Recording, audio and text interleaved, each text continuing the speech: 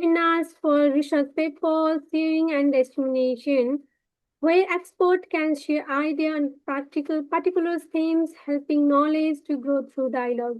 Every month, we also host this kind of session on research skills, such as one we are having today, also in local language, led by our international members so that our community members get benefit from the diverse perspective and global expertise.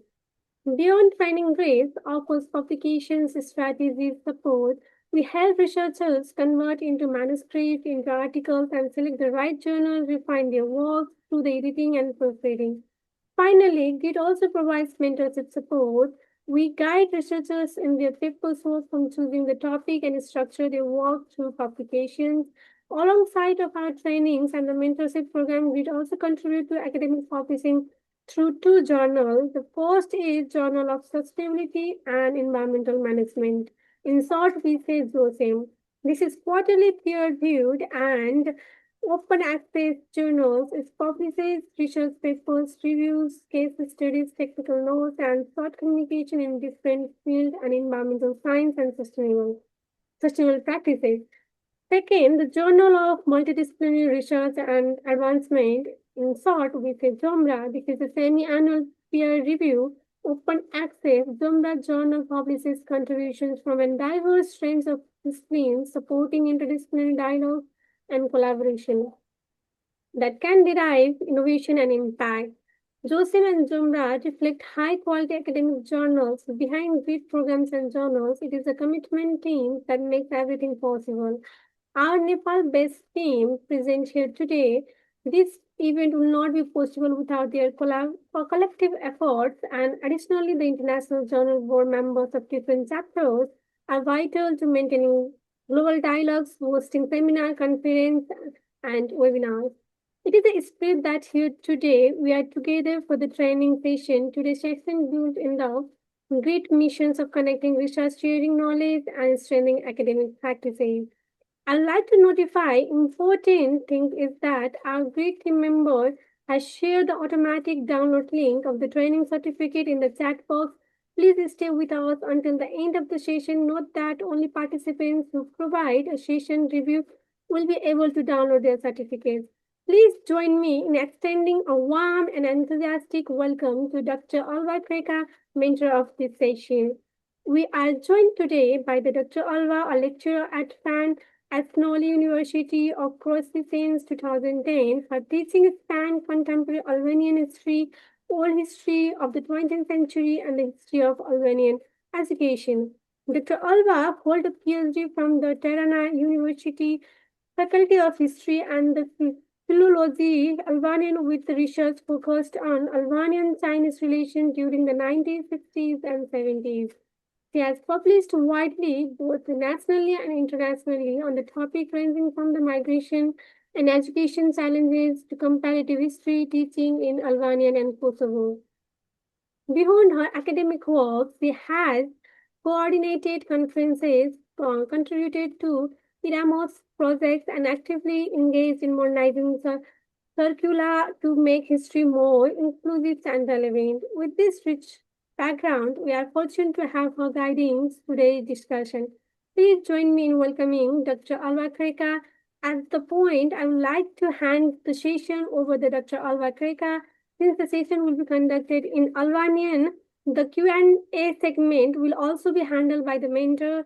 I will rejoin at the end of the session. Dr. Alva, now the floor is yours.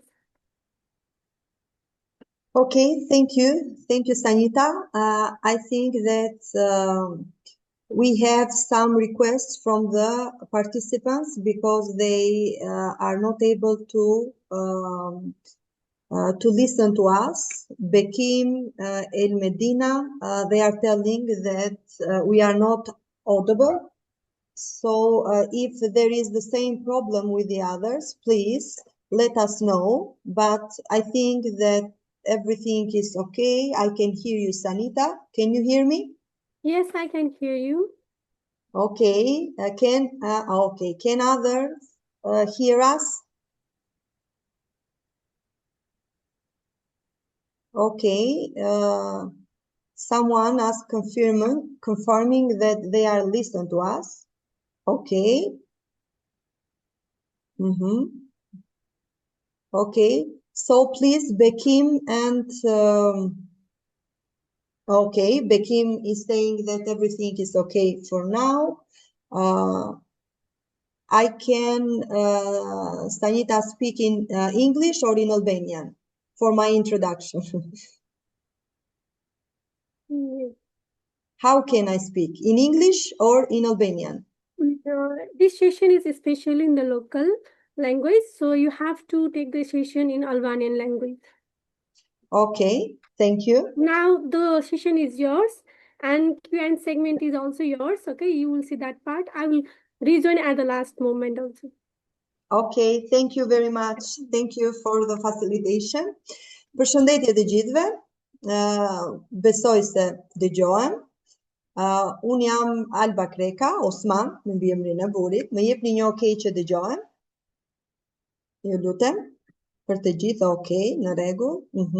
Okay. Në rregull atëherë, ta nisim edhe një herë zyrtarisht. Përshëndetje. Unë jam profesoresh Alba Osman, jam pjesë e stafit akademik të Universitetit Fanolit të Korçës. Punoj këtu prej 15 vitesh. Dhe rastësisht kam marrë ftesën për të qenë pjesë e GRIT-it, që është një institut i cili merret me studime, trajnime dhe me kërkime shkencore.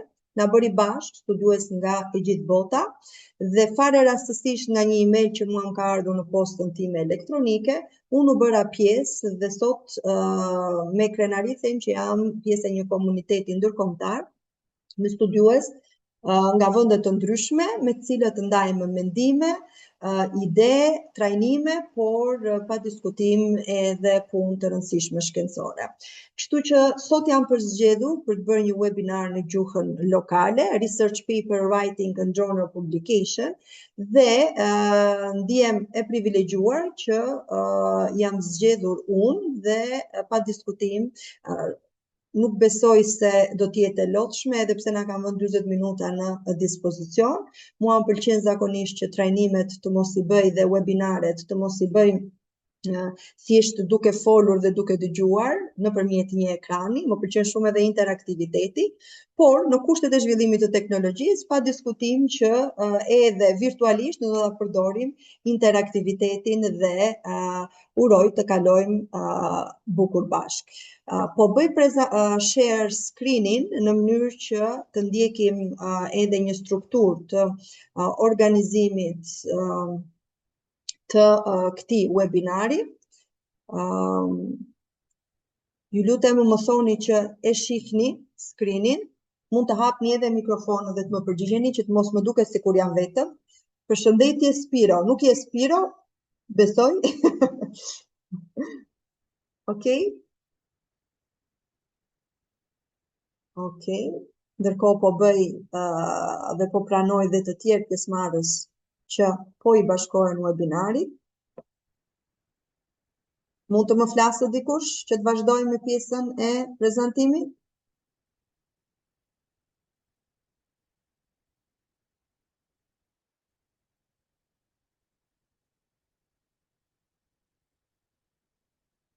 Okej. Shumë mirë, në rregull.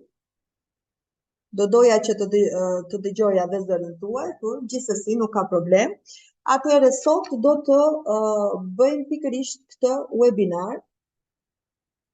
Më falni, edhe një herë, në lidhje me shkrimin dhe publikimin shkencor. Është shumë e rëndësishme për të gjithë kërkuesit që shpeshherë në terminologjinë në gjuhën angleze njihen si young researcher, të njohin se ku realisht ata duhet të përmirësojnë veten në mënyrë që artikujt dhe studimet e tyre të publikohen edhe në revista të rëndësishme, prestigjioze me faktor impakti apo në këto platformat shkencore që duke ju referuar edhe në ligjeve në Shqipëri janë konkretisht Scopus, Web of Science, të cilat duken për avancimin e titujve shkencor. Shkrimi dhe publikimi shkencor është tema e webinarit që ne kemi përzgjedhur, dhe lidhet drejt për drejt me mënyrën se si ne duhet të shkruaj në mënyrë që artikulli ynë të kapë dritën e botimit. Unë e kam quajtur nga ide në artikull dhe në botim. Është shumë e rëndësishme që ne të kuptojmë të gjithë këtë rrugëtim në mënyrë që botimi të arrijë, le të themi, dritën finale. Të gjithë i kemi idet dhe unë mendoj se askujt në kontekstin tonë, po dhe në një kontekst më të gjerë, nuk i mungojnë idet. Ajo që ndoshta shpeshherë na penalizon është pikërisht fakti që idet tona të kthehen në praktikë dhe të arrijmë dritën e botimit në revista të rëndësishme me faktor impakti. Shpeshherë, shumica e publikimeve shkencore nuk refuzohen sepse janë ide të dobta, por sepse janë shkruar dobët. Në momentin që ne kemi një ide, pa diskutim që unë mendoj se është shumë e rëndësishme që ta zhvillojmë këtë ide. Tu kemi përdorur disa fjalë, ide të dobta, janë shkruar dobët, unë do t'i vendosja të gjitha në thonjza për të kuptuar që nuk flasim për ide të dobta. Ne flasim për ide të cilat duhen zhvilluar në mënyrë që ato të bëhen të lexueshme dhe të kuptueshme nga një auditor edhe më i gjerë. Pa diskutim që problemi nuk është gjithmonë kërkimi, problemi është mënyra se si ne shkruajmë. Ndoshta të gjithëve na ka ndodhur që të kemi bërë një studim, të kemi shkruar një artikull dhe deri në momentin që ne shkojmë tek revista shkencore, ai na është refuzuar. Mbaj mend që në fillimet e mia, paktën në kontekstin shqiptar, nuk më ka ndodhur shumë që të më refuzohen artikuj. Më kanë ardhur sugjerime nga revjueri pa diskutim, por artikujt nuk më janë refuzuar për kontekstin shqiptar. Le të themi që sfida më e madhe e imja ka qenë në momentin kur unë duhet të publikoja në revista me faktor impakti në kontekstin ndërkombëtar evropian, por edhe më gjerë. Publikimi im i parë ka pasur një rrugtim shumë të gjatë. Që do të thotë, unë pa diskutim kisha një ide brillante dhe në momentin që e bëra submit artikullin në një revistë shkencore, pa diskutim që më erdhi refuzimi i parë. Gjëja e parë që më shkoi në mend ishte që ndoshta studimi im nuk vlen. Dhe ky ishte gabimi im dhe ndoshta i shumë studiozëve dhe kërkuesve të rinj. Atëherë idenë e kisha brillante, konteksti jep të shumë, sepse konteksti shqiptar ofron shumë, por duhet të ristrukturoja këtë ide dhe ta bëja të pranueshme edhe për një kontekst më të gjerë. Ndaj, problemi nuk është gjithmonë kërkimi. Problemi është mënyra se si ne shkruajmë, mënyra se si ne e përcjellim studimin tonë tek një kontekst më i gjerë. Ndaj, thelbi i të shkruarit nuk është kompleksiteti, por qartësia që ne përcjellim. Dhe pikërisht këtë ne do të bëjmë sot, disa tipse, disa orientime se si të shkruajmë në mënyrë që artikujt tanë të pranohen, editorët jenë të kënaqur, të na japin sa më pak komente dhe pa diskutim komentet që ata japin ne ti reflektojmë në studimet tona apo në artikullin tonë.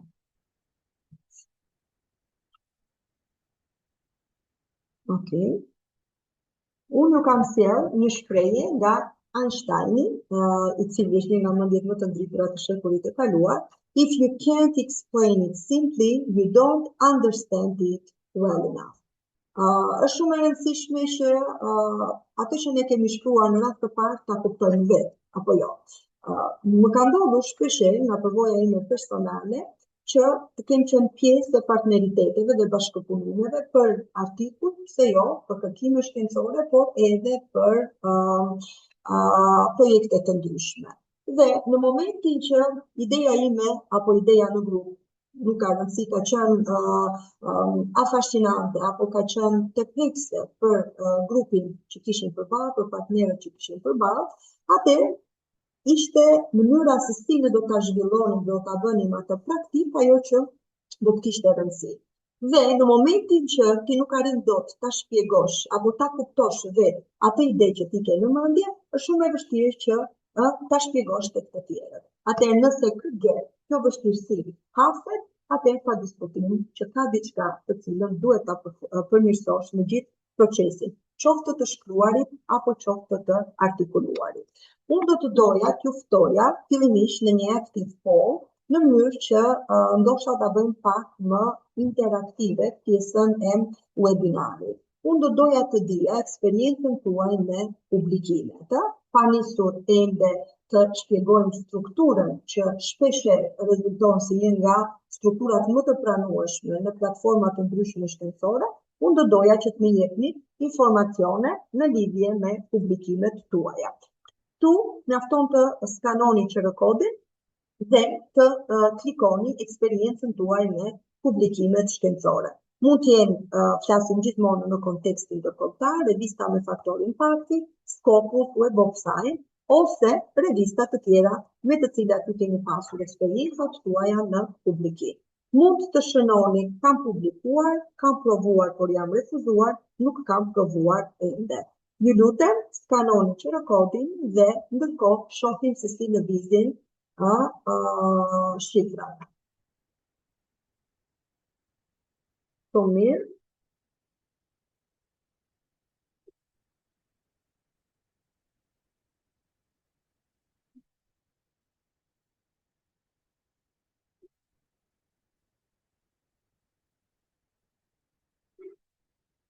Në rregull, më falni se po kontrolloja pak chatin.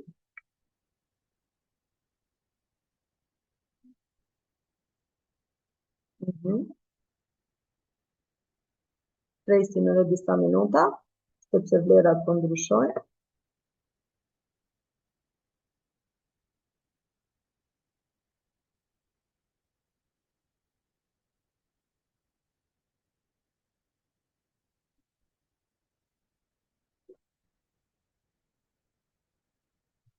Okej, nga të dhënat që unë kam tani, jemi 50% me 50%.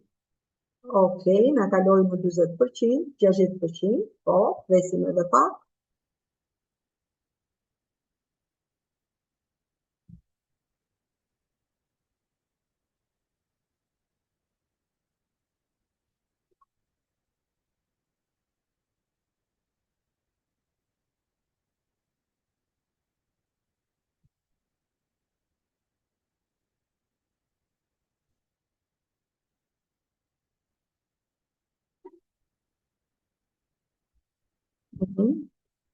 Kaluam 57 me 43%, siç e shihni. Më vjen mirë që nuk kemi asnjë të refuzuar.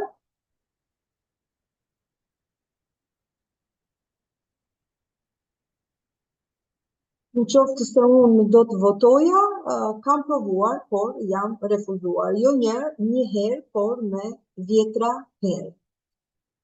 Dhe arsyet e refuzimit do t'i analizojmë në slajderat e tjerë. Është shumë e rëndësishme që të kuptojmë që nuk është as pak personale, as që studimi jonë nuk ka vlerë, por janë një mori arsyesh të tjera që ndoshta na bëjnë ne të refuzuar në publikime të caktuara. 63 me 38% kanë publikuar, një pjesë e mirë audiencës kanë pasur përvoja shumë të mira me publikime në revista me faktor impakti, Scopus, Web of Science, ndërkohë që kemi dhe një audiencë tjetër të young researcherëve që thonë nuk kam provuar ende. Okej, vazhdojmë me slajderat e tjerë. Zakonisht, në momentin që na vjen një email mbi refuzimin e publikimit, ndjesia që ai të përcjell nuk është fort e dashur. Unë e kam quajtur anatomia e dështimit për të treguar, prandaj e kam vendosur sërish në tonza, që nuk bëhet fjalë për një dështim personal. Përkundrazi, bëhet fjalë për disa arsye që ne ndoshta nuk i kemi marrë në konsiderat. Në rast të parë, unë do të thoja që arsyet e mospranimit të një artikulli shkencor mund të jenë mungesa e një pyetje kërkimore.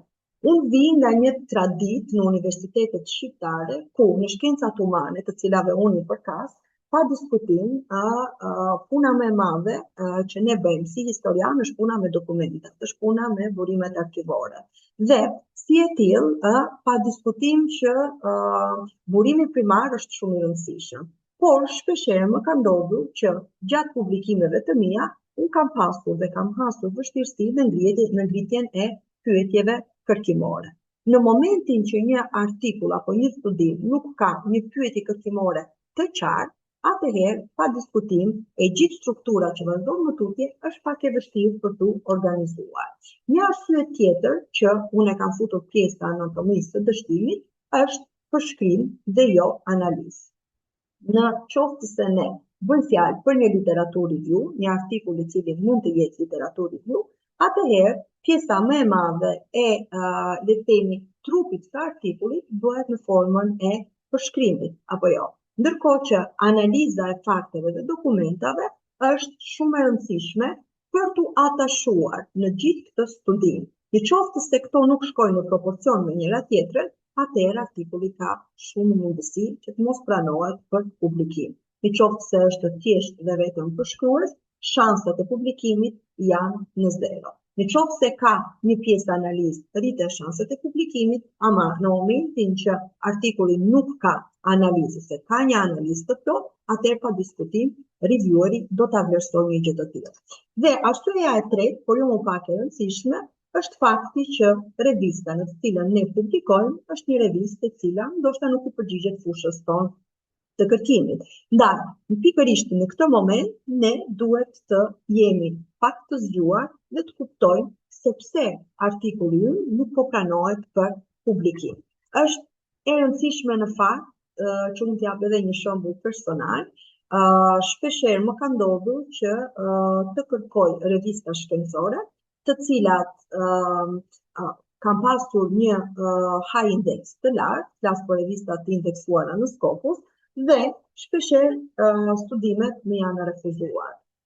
Fillimisht kam menduar se ka pasur diçka tek studimi im. Dhe derisa kam arritur të kërkoj fokusin e revistës në mënyrë që punimi im, studimi im, artikulli im të marrë një vlerë të jashtëzakonshme dhe të bëhet pjesë e databazës së tyre. Në momentin që ka ndodhur kjo dhe unë kam bërë match me revistën e cila i është përgjigjur realisht fokusit tim të studimit, atëherë artikulli është pranuar pa asnjë problem. Kur zgjedhim revistën, strategjinë, fokusin dhe interesin që përcjell ajo revistë tek lexuesi. Shohim pak një shprehje shumë të rëndësishme nga një shkrimtare amerikane, por njëkohësisht edhe antropologe. Ajo thotë që kërkimi është një kuriozitet i formalizuar. Research is formalized curiosity, it is poking and prying with a purpose. Zora Hartson jetoi dhe punoi në fillim të shekullit të 20, atëherë kur pjesa më e madhe e vendeve europiane, por njëkohësisht edhe jashtë kontinentit evropian kishin sfida shumë të mëdha, dhe një nga sfidat të mëdha të saj ishte nxjerrja në faj e traditave dhe kulturave të njerëzve në ngjyrë apo të komunitetit afrikan në Florida, ku ajo punoi dhe jetoi. Dhe pa diskutim që një nga shprehjet më brilante dhe më të famshme të saj është pikërisht kjo që unë kam zgjedhur për ju, për të treguar që researchi është një proces dhe një proces shumë i rëndësishëm ku të gjithë dijen, kuriozitetin të dhënat ne i vendosim brenda një strukture të caktuar. Ndaj, në këtë këndvështrim, pa diskutim që në kërkimin shkencor edhe refuzimi është informacion. Ndodh shpeshherë që kur editorët na kthejnë mbrapsh artikuj me komente, unë këtë e shoh si një ndihmësi jashtëzakonisht të madhe, sepse të gjitha komentet që editori apo revieweri bën janë komente që mua më ndihmojnë të përmirësoj studimin dhe artikullin tim. Ndodh rëndom që në momentin që ne shkruajmë, ne hymë në botën tonë të shkrimit dhe të kërkimit të informacionit. E marrim këtë informacion dhe ne e kemi backgroundin kaq të formuar dhe jemi kaq komod në momentin që ne shkruajmë për një çështje të cilën jemi konfident dhe jemi të aftë ta argumentojmë dhe ta mbrojmë ashtu siç duhet, sa harrojmë ndonjëherë që apo cilët siç duket informacioni tek një lexues në gjë, Dhe pikërisht këtë bën revieweri. Në momentin që e merr artikullin tonë dhe e lexon, ai e sheh nga jashtë në një këndvështrim tjetër. Duke e parë nga jashtë, ai kupton që diçka nuk transmetohet qartë, nuk transmetohet ashtu siç duhet për një lexues i cili nuk ka informacion për atë për cilën e po shkruaj. Ndaj, refuzimi është informacion sepse është pjesë e rrugës drejt një artikulli më të mirë. Ndërkohë, le të shohim disa nga arsyet më të zakonshme që një artikull nuk arrin të kalojë filtrin editorial. Unë nuk kam renditur disa prej tyre që lidhen në rast të parë me mospërpusje me revistën dhe ndodh shpeshherë që rasti pak më parë që unë shpjegova lidhet me fokusin e revistës. Shumë artikuj refuzohen në fazën e parë sepse nuk i përgjigjen debatit që zhvillon ajo revistë. Nga këndvështrimi i revistës, unë do të thoja që kjo është diçka krejt normale. Revista shikon renditjen e saj në databaza ndërkombëtare. Në momentin që revista ka një karakter global, nuk ka interes për case study lokal. Dhe bën sens, sepse çfarë do t'i duhet pikërisht një studiuesi në një hapësirë tjetër gjeografike, në një vend tjetër të botës, një case study për një kontekst shqiptar. Supozojmë që se ne kemi webinarin për kontekstin shqiptar dhe në gjuhën shqipe. Në qoftë se nuk gjenden mekanizma që ky studim dhe ky artikull t'i vlej dhe kontekstin ndërkombëtar, atëherë revista e ka fare të thjeshtë ta refuzojë dhe shpeshherë përgjigjet klishe që ato dërgojnë në email janë këto: nuk jemi të interesuar në fushën tuaj të studimit, ose fokusi juaj i studimit nuk i përgjigjet fokusit të revistës tonë. Kemi një pyetje kërkimore të paqartë. Në momentin që pyetja kërkimore është e paqartë, atëherë është shumë e vështirë për revistën dhe për reviewerin që të vazhdojnë më tutje leximin. Çfarë të re po sjell pikërisht ky artikull? Kjo është pyetja që në rolin e reviewerit dhe në rolin e revistës pa diskutim që ngrihet me të madhe. Ndaj, nëse kjo nuk është e qartë që në fillim, artikulli humbet, nuk pranohet dhe revieweri nuk vazhdon më tutje me të njëjtin entuziazëm siç e ka nisur leximin e artikullit. Së treti, kemi diferencën mes përshkrimit dhe analizës. E trajtuam pak më herët dhe thamë që në qoftë se nuk bëhet një raport mes përshkrimit dhe analizës, se ka më shumë përshkrim dhe më pak analizë dokumentare, fakte, statistikore, pa diskutim që është shumë e vështirë që ky artikull dhe ky studim të shohë dritën e botimit. Shumë punime ndodh që janë të sakta, të informuara, ama ngelen në nivele përshkruese. Dhe kur të shohim strukturën e një artikulli, do të kuptojmë diferencën mes një seksioni dhe një seksioni tjetër. Interpretimi zakonisht kërkon, publikimi zakonisht kërkon interpretim, lidhje dhe argument. Arsyeja katër që unë kam renditur është mungesa e qartësisë në shkrim. Nëse një tekst kërkon shumë përpjekje për të kuptuar, krijohet parakusht për rishikim. Në disa raste, kur jam përzgjedhur si reviewer, nuk ka rëndësi njëshi apo dyshi, sepse zakonisht në 2 peer review kalojnë revistat me faktorin impakti dhe blind duhet të jetë pa diskutim. Më ka ndodhur që një artikull dhe një ide të jetë jashtëzakonisht e mirë, artikulli të ketë një vlerë shumë të madhe si për kontekst rajonal, ashtu dhe për kontekst global, ama ka pasur një mungesë të qartësisë në shkrim.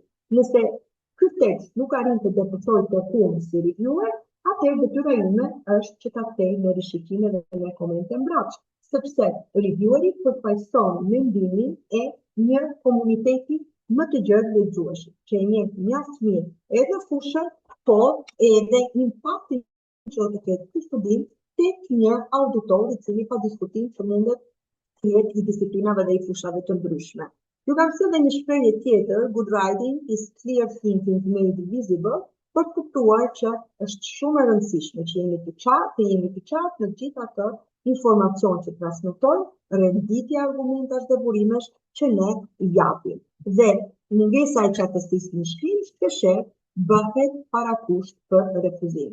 Qartësia nuk është stil në vetvete, qartësia është provë e një mendimi të qartë. Sa më të qartë jemi në transmetimin e ideve dhe mendimeve tona, aq më lehtë është edhe për reviewerin, edhe për komunitetin që të na kuptojë. Gjithçka lidhet me pozicionin që ne marrim për të komunikuar diçka. Ju kanë dhënë një ose ju kanë vendosur një tjetër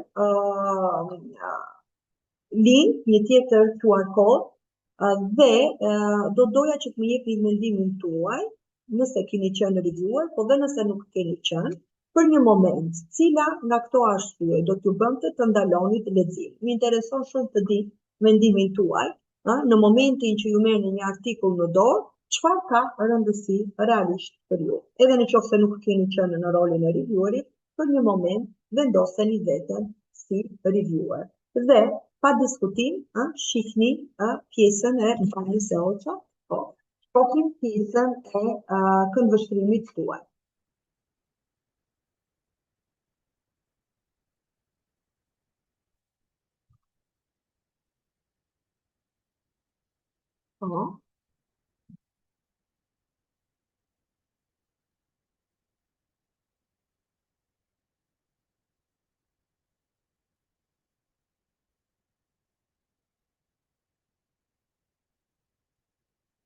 Presim edhe pak, vetëm 3, 4, po.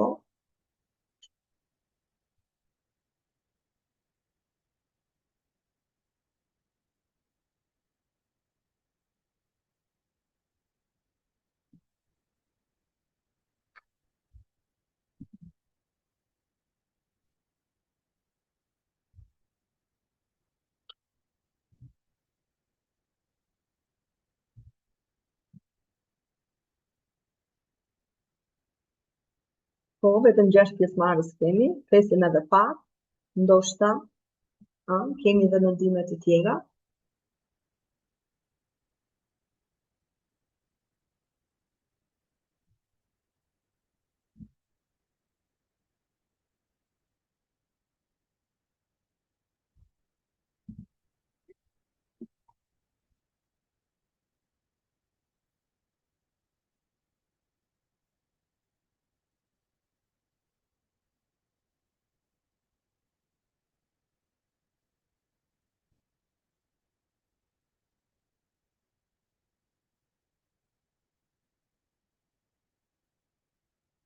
Kemi ngelur tek 6 pjesëmarrës dhe shifrat i kemi 50% nuk është i qartë kontributi që sjell, nuk është në fushën e kërkimit të revistës, punimi është më shumë përshkrues dhe jo analitik. Tjetër, do të më pëlqente shumë të dija mendimin se çfarë do t'ju shtynte tjetër të ndalonit leximin, ndoshta të bënit më shumë komente, apo edhe pse jo të refuzonit një artikull në rast se do të ishit në mendimin e reviewerit. Po, qartësia në shpim. Në rregull. Pa diskutim që sot, nëse sot do t'ju vinte në dorë një tekst, një artikull, si reviewer ju do të bëni punën në mënyrën më të mirë të mundshme. Të gjitha alternativat që ju keni zgjedhur janë alternativat të cilat realisht japin një informacion shumë të rëndësishëm lexuesit, që në rastin konkret po vendosem unë. Pa diskutim kontributi që sjell, nëse nuk është i qartë, atëherë edhe unë do të ndaloja leximin. Nuk do të arrija të kuptoja se gjithë ky studim apo ky artikull që është dërtuar, për çfarë shërben. Nuk është në fushën e kërkimit të revistës, pa diskutim sepse nëse se revista është e studimeve mjekësore dhe pa diskutim ti publikon një studim ndoshta të ngjashëm në fushë, por edhe jo, atëherë pa diskutim që revieweri do ta refuzonte kategorikisht. Punimi shumë përshkrues dhe jo analitik është një nga sfidat më të mëdha që unë personalisht kam hasur në publikimet në revista ndërkombëtare. Ndoshta edhe për shkak të fushës, shkencat humane zakonisht e kanë pak të problemin. Unë jam studioze e historisë dhe pjesën më të madhe të studimeve kam mbi burime arkivore dhe më ndodh shpeshherë që një nga le të themi komentet që më vjen nga reviewerët është pikërisht kjo. Fakti që ka më tepër rolin e një literatur review artikulli sesa analiza të veçanta dhe burimet arkivore unë në gjykimin tim mendoj që janë më të rëndësishme të krahasuar me çdo literaturë tjetër. Gjithsesi dhe në këto raste, pa diskutim që duhet të respektohet ajo balanca mes përshkrimit dhe analizës që është shumë e rëndësishme. Qartësia në shkrim, pa diskutim edhe kjo konsiderohet një nga komponentët më të rëndësishëm, sepse, siç e tham prej fillimit, idetë mund të jenë brillante, informacioni që ne kemi është i jashtëzakonshëm, case study që ne ofrojmë mund të jetë, le të themi, me shumë interes, por ama nuk arrim dot të shkruajmë aq qartë sa të depërtojmë tek pjesa tjetër e lexuesit. Në rregull, shohim slajdin tjetër, i cili lidhet drejt për drejt me strukturën që ne duhet të ndjekim në momentin që shkruajmë një artikull shkencor. Artikulli shkencor, në momentin që shkruhet, është hallka e fundit, sepse zakonisht është i bërë studimi, janë dhënë informacionet dhe më pas kalohet tek strukturimi i këtyre informacioneve. Pothuajse të gjitha revistat me faktor të lartë impakti, në Scopus, në Web of Science, Clarivate e të tjera, janë revistat të cilat pa diskutim ndjekin pikërisht këtë strukturë të organizuarit të artikullit. Introduction, methods ose methodology, results, analysis dhe discussion. Këto janë pikat kyçe dhe le të themi komponentët më të rëndësishëm, të cilat ndihmojnë autorin, do të thoja unë, në organizimin e të gjithë informacionit që ai ka. The greatest enemy of knowledge is not ignorance, is the illusion of knowledge, thought Hawkins. Kështu që është shumë e rëndësishme që ne jo vetëm të kemi dije, jo vetëm të kemi informacion. Shpeshherë kjo të çon në iluzionin e dijes. Por në qoftë se ti gjithë informacionin dhe dijen që ke për vete, nuk arrin dot ta transmetosh tek të tjerët, atëherë ky është një mision i dështuar. Në shkrimin akademik, zakonisht, iluzioni i dijes shfaqet si një tekst i gjatë, pa argument. Mua zakonisht më ka ndodhur që të marr një libër në dorë dhe shpeshherë i rikthehem këtij libri ose të më lodh. Nuk e di a ju ka ndodhur edhe juve, një libër i caktuar, një artikull më lodh dhe nuk arrit dot të kem të njëjtin angazhim deri në përfundim të tij. Për etikë profesionale dhe në rolin e reviewerit, por edhe në rolin e studiuesit, unë e marr dhe lexoj për të kuptuar se çfarë ka sjell autori, çfarë rëndësie dhe çfarë impakti ka pasur ky studim në fushën e cilën unë punoj dhe studioj. Por, ama shpeshherë më ndodh që mund ta përfundoj një libër me një kënaqësi të jashtëzakonshme dhe një studim tjetër mund të jetë i lodhshëm në mëstyrën dhe në gjykimin tim.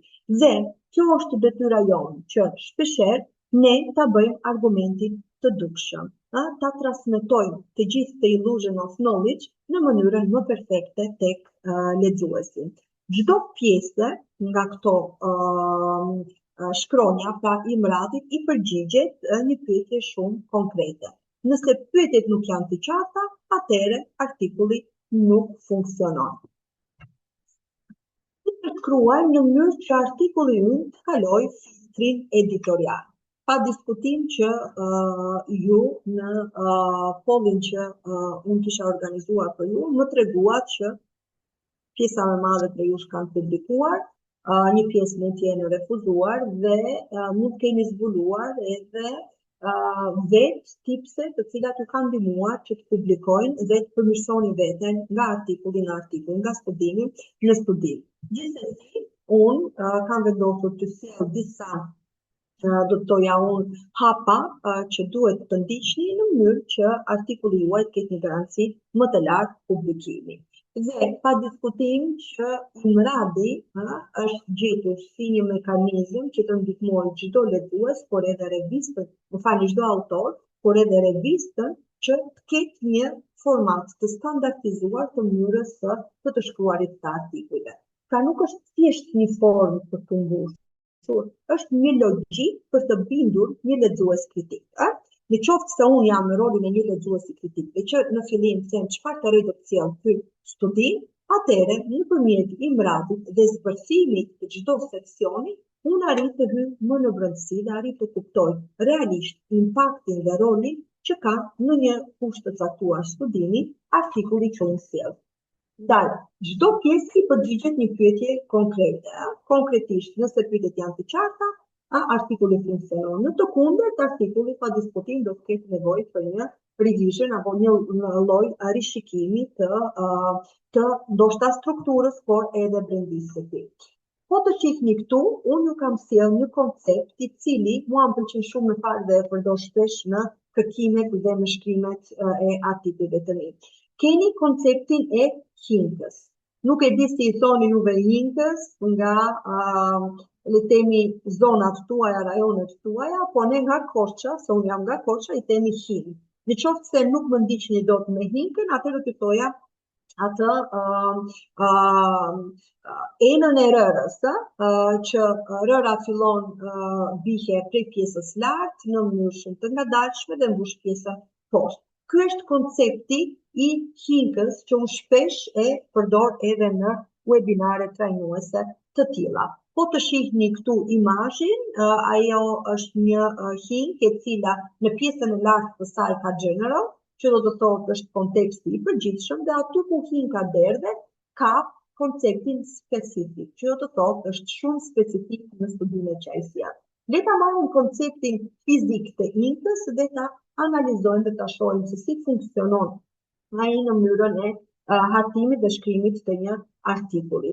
The Funnel model që përdoret në rëndome edhe në literatura ndërkombëtare, për të kuptuar se si funksionon ky model, duhet të ndjekim disa hapa. Hapi i parë është konteksti dhe rëndësia globale. Unë kam sjellë edhe terminologjinë në anglisht për të kuptuar që bëj fjalë për kontekstin e përgjithshëm, the settings.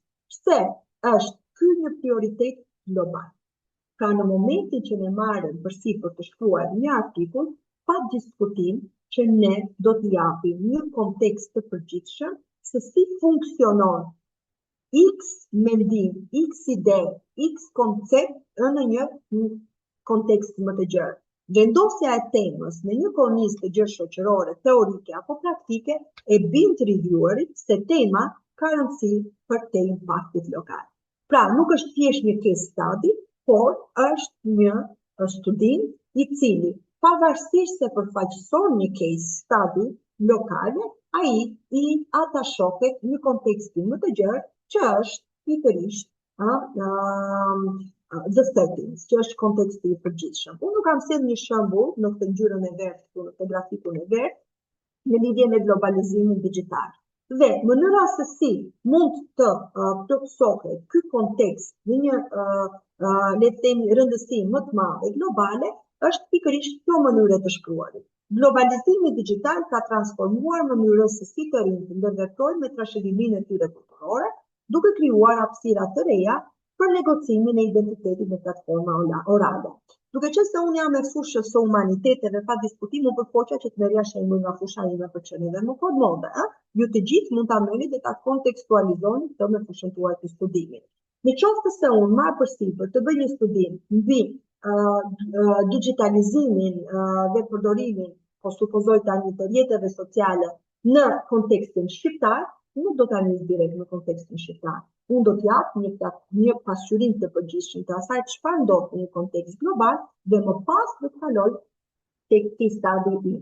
Dhe këtu është pikërisht momenti i hapit të dytë, state of art dhe kufizim. Në hapin e dytë zakonisht bëhet një hulumtim i tillë në të cilin ne arrim të kuptojmë se cilat janë studimet ekzistuese dhe cilat janë studimet e munduara në këtë fushë. Në momentin që kemi bërë pikërisht këtë gjë, ne e shohim që efekti i hinkës fillon dhe merr jetë. Që do të thotë, informacioni filtrohet duke u fokusuar tek studimi aktual. Nga konteksti i gjerë, ne kemi arritur gradualisht ta ngushtojmë fokusin dhe të çojmë pikërisht vëmendjen tek case study ynë. Dhe konkretisht, Një nga le të themi terminologjitë që ne përdorim apo fjalitë që ne përdorim është ndonë se studimet ekzistuese në rastin konkret Smith, Jones, Halbach apo dhe të tjera kanë dokumentuar X problem, atëherë çfarë bëjmë ne?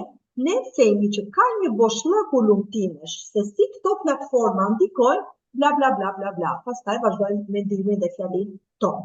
Dhe e konkretizojmë me rastin e përdorimit, supozojmë të rrjeteve sociale, shumica e modeleve teorike aktuale bazohen në kontekstet perëndimore, duke anashkaluar nuancat e tranzicionit kulturor në shoqëritë postsocialiste.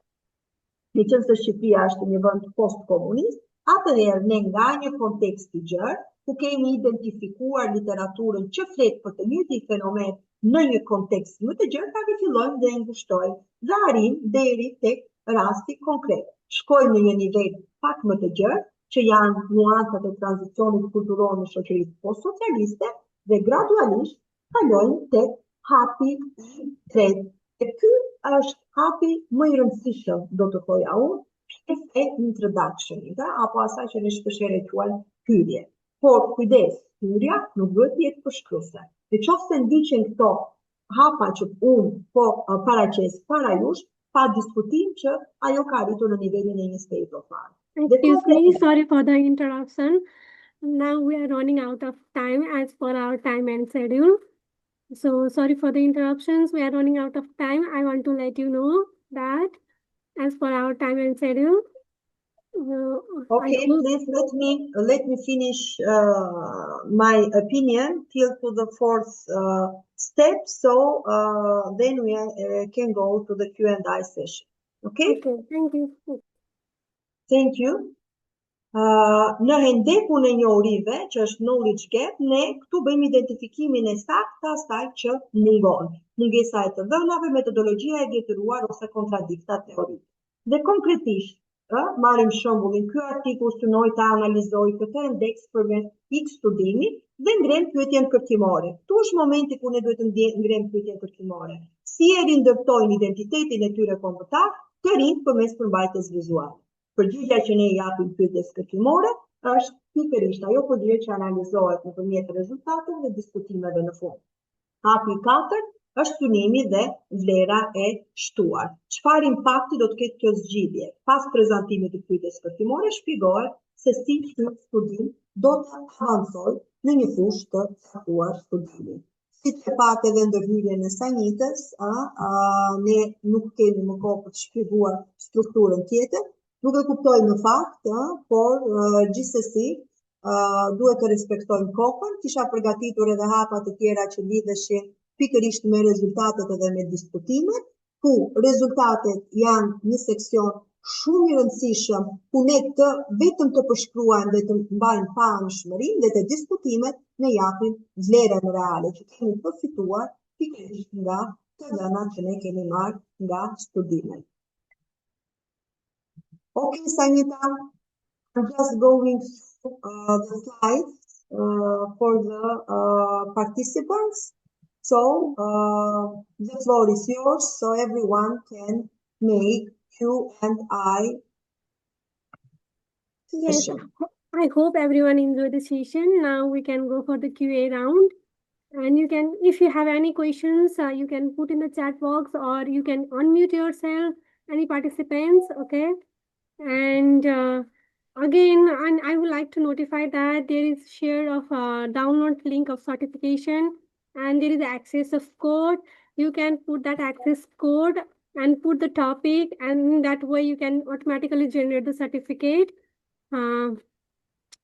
Yes, and you have to review whatever you feel about the session. You can review on any platform of Great. Then you can download the certificate. Okay, thank you. Now, again, I would like to hand over QA round to our Dr. Alva Kreker.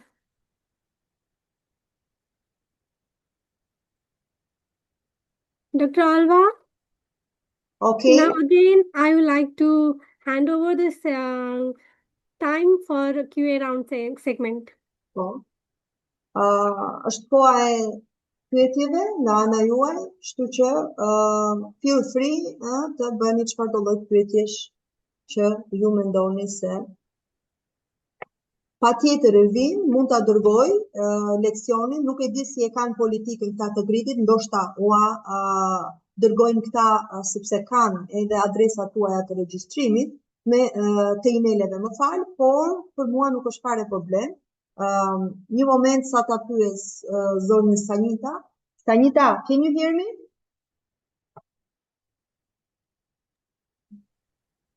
Okay, someone is asking for my presentation. Can we share to them, please? Yes, we can share them, but we will share them through email. Okay, thank you very much. Okay, Romina, faleminderit. Ndoshta në një moment tjetër, më vjen keq në fakt që nuk e quan prezantimin deri në fund, sepse vërtet kisha vendosur disa tips dhe disa gjëra që realisht mund të na ndihmojnë secilin prej nesh që të punojmë smart dhe not hard. Unë e nis gjithçka nga vetja. Në momentin që unë kam nisur karrierën si young researcher, pa diskutim që kam asur sfida të jashtëzakonshme nisur edhe nga formimi në universitetet tona. Nuk dua të paragjykoj, por lidhur me standarde ndërkombëtare që ata kërkonin në revista me faktor impakti ose Scopus The Web of Science, më ka ndodhur që nuk më janë pranuar shumë artikuj. Dhe mu desh shumë që të ulumtoj të gjej ato pikat kyçe në mënyrë që artikuj të pranohen. Prezantimin unë do ta ndaj me ju, Sanita do ta dërgoj dhe pa diskutim nuk ka problem. Tani nëse keni pyetje, mund të ngrini dorë ose mund të shkruani në chat. Pa problem fare të përgjigjem.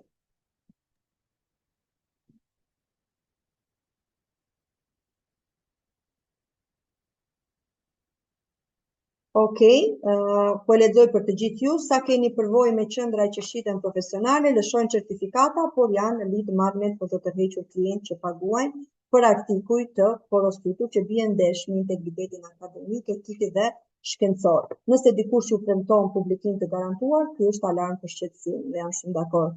Publikimi varet nga peer review dhe jo nga qendra trajnuese. Nëse ofrojnë artikull pjesërisht apo tërësisht në këmbim të parave, është jo etike.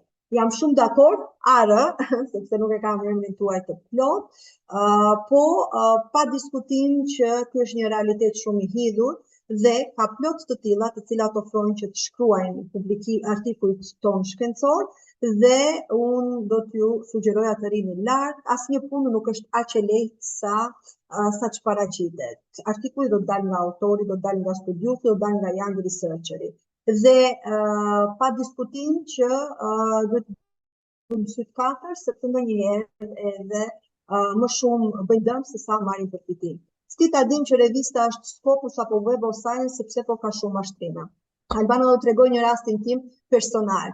Në fazën e avancimit të titullit nga doktor në profesor i asociuar, për shkak të urgjencës që më duhet të publikoja, kisha 4 artikuj në Scopus dhe për siguri 2 duheshin, por bëra dhe një publikim në një revistë në Scopus. Deri në momentin e fundit e kam kërkuar në listën e renditjes në Scopus, e cila updatohet çdo 2 muaj dhe duhet të hap një syt të shihni se ende revista që ju po publikoni është apo jo në këtë databazë.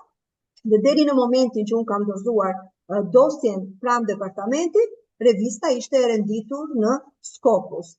Ditën që unë kam dorëzuar dhe kam marrë konfirmimin për titullin, revista doli nga Scopus. Ndërkohë mi mori edhe lekët edhe dinjitetin shkencor. Kështu që urojmë mos kemi raste të tilla, unë do t'ju thoja vazhdimisht të kontrolloni listën e Scopusit, dhe revistave që janë në Scopus, sepse ka revista që janë në Scopus dhe nuk e kanë paguar tarifën dhe Scopusi automatikisht i nxjerr nga revistat prestigjioze.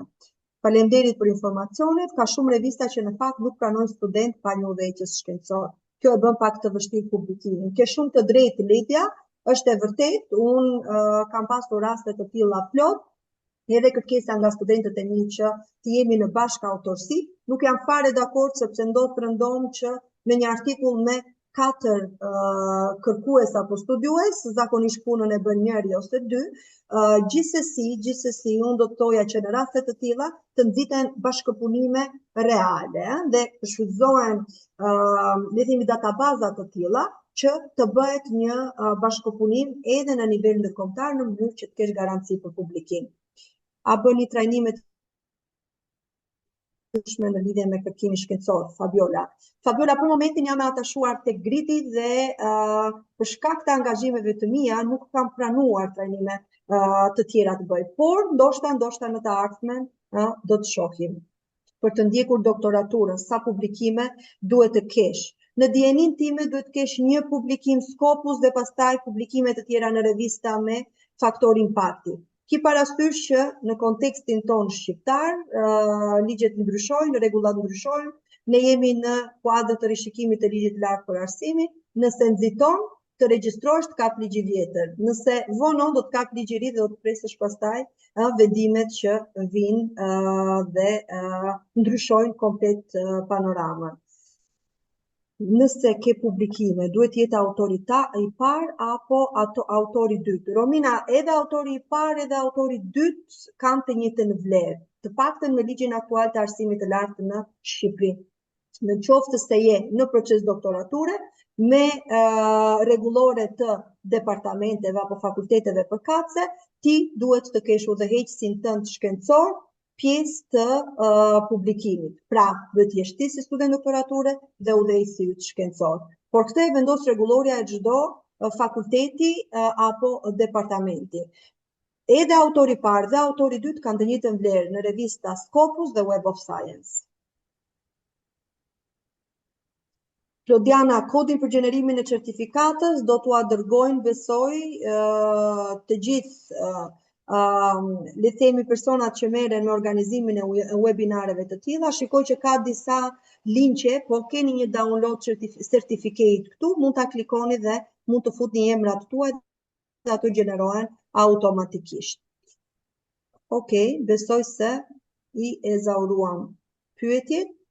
Sanita, they wrote their question in the chat, so I had the chance to answer all of them. If anyone has something else to ask, I'm here for you. If no, I don't know how we are going to move forward. Okay. We are now at the end of the session. Now it's time to wrap up the session. So if anyone have a question, last question can we take? Any participation? Do you have any questions now? Okay, now I think we can end our session. I want to sincerely thank to each participant for actively staying with us right until the end. And your active participation has made this gathering truly meaningful. And a special thank you goes to our mentor, Dr. Alva, for sharing such a valuable insights by using active poll participation on the research paper writing and journal participation. And of course, to our great member also, whose dedications ensure that valuable session on the 25th of every month. And again, I would like to notify that the download link of the certificate has been shared in the chat box along with the access of code. And first of all, you have to review of the session in any platform of GREAT. Then after, you are able to download.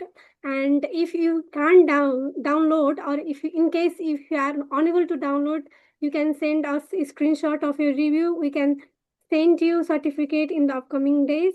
And thank you once again for being part of this journey with us. And we look forward to see you in the upcoming session.